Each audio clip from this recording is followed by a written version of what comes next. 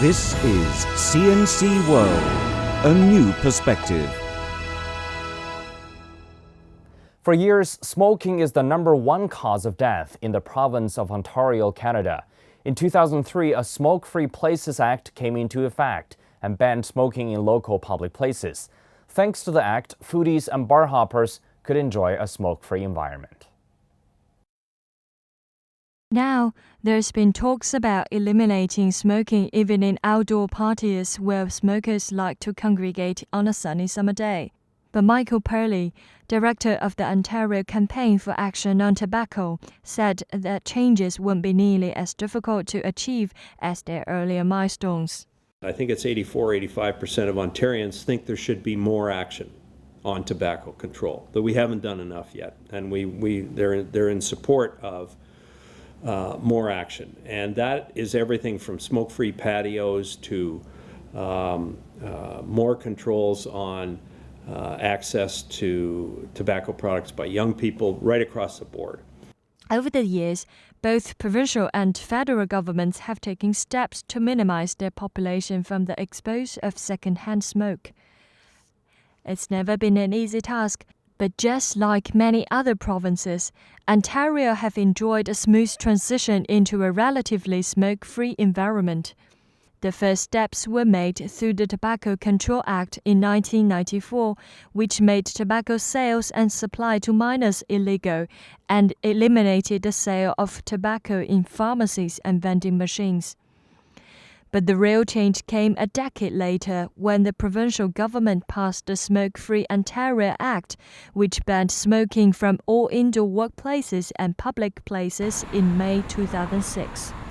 The transformation didn't happen overnight in a province that's made up of nearly 2.5 million smokers. Instead, most of the groundwork was done years before the legislation passed.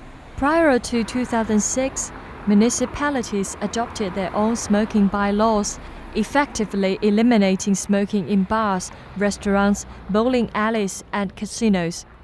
Purley said the provincial government didn't have to do much except provide a blanket law that would even out the differences in bylaws province to province to ensure fair treatment amongst all business owners. But even then, many restaurant and bar owners like Jing Ding lost a significant amount of their customers. Ding, who's been running a jazz and blues bar in Toronto for the last 13 years, says they suffered a nearly 40% decline in its first year after the ban came into effect.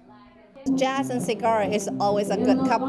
So when people come and listen to jazz, they want to smoke not only cigarettes, but also cigars. So you can see how strong they want to smoke. And though since when the bylaw starts, first my cigar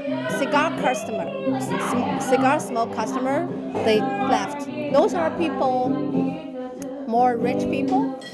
They're comparatively richer, so they feel very pissed off.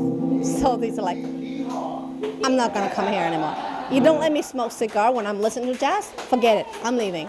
Ding says it took them nearly 2 years to build up their clientele again, but only by making a drastic change and marketing to families in order to survive. For a long time, we lost a lot of customers, and business was going down dramatically.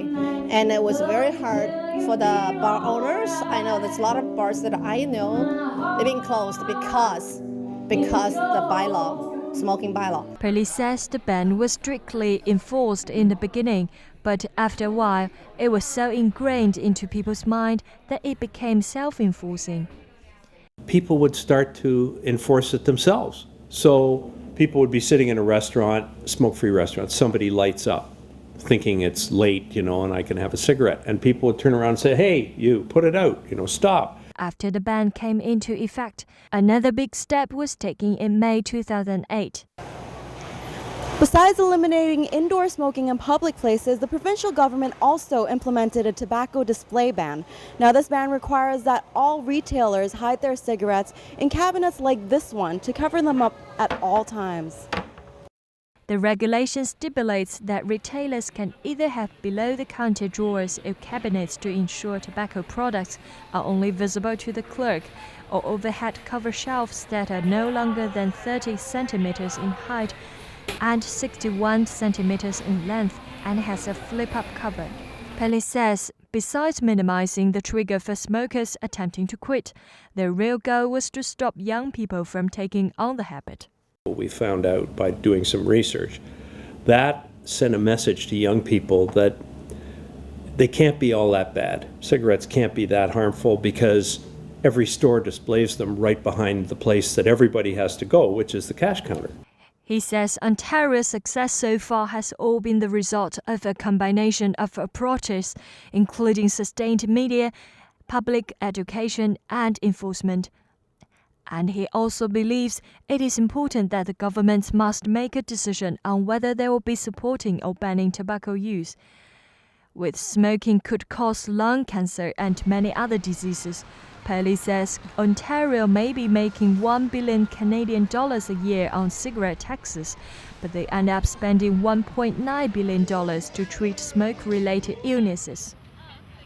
Despite the relative success of Ontario's smoke-free campaign, Perley says he's not satisfied with the results yet and stresses that there's much more to be done. A recent evaluation of the smoke-free Ontario strategy showed that there's been no significant change in the prevalence of adult smoking, but there has been a big progress in decreasing smoking among youth. Surveys showed that smoking in grades 11 and 12 have been cut in half, from 12% in 2005 to 6% in 2011. Perley agrees that it's a major step into achieving some real changes. The attitude in society in Ontario about smoking is much different than it was 10 years ago because people can't smoke out in public. They can't smoke in their workplace, they can't smoke in restaurants, they can't smoke in bars, can't smoke in casinos, etc., etc. That has changed the attitude of Ontarians as a whole about the acceptability of smoking. And for the most part, many smokers like Jess Allen and longtime smoker Michael Dent agreed with those changes. I think it's a filthy, disgusting habit, and when I didn't smoke, the idea of being around it sort of disgusts me. I never smoke indoors. The smell is terrible. I wish there were more bylaws, in fact, about littering. At the time, I didn't like it because it was part of the norm, you know, once you became legal and go to bars and stuff like that. But now I don't mind it at all, and actually I prefer it in restaurants because even though I'm a smoker, I don't want to smell it while I'm eating dinner. And even bar owners like Dean don't mind losing a bit of money if it means a healthier environment for her and her staff. I used to be like, smell myself like so bad after I finished the shift here. It's my hair, my clothes is like, oh, it's all smelly, and I don't like that at all. And my throat is like dry. And now I don't have that problem, so I'm happy. This is CNC World, a new perspective.